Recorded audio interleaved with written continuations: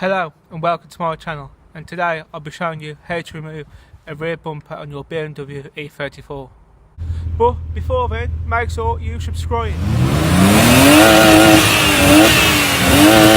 So the first thing we need to do is remove this plastic bumper cover. You should just put your hands up underneath there, take it back like that, and off it comes. As in all my videos, all sizes and tools used will be in the description below. So now we'll remove the bumper from the bumper mount.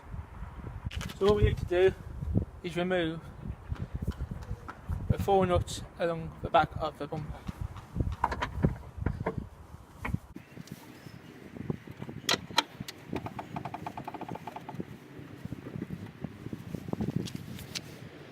Once all 4 nuts have been removed, it's time to ask for a helping hand.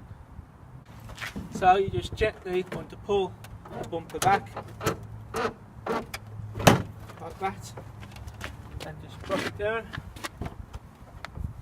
And that's how you remove the BMW E34 rear bumper. Once you've got your bumper back on, remember to push the inner arch in here, like so. Because many people forget to do that. So just make sure the inner arch just clips into the inner bumper, and that'll make the bumper sit better. So that was how you removed your BMW E34 bumper.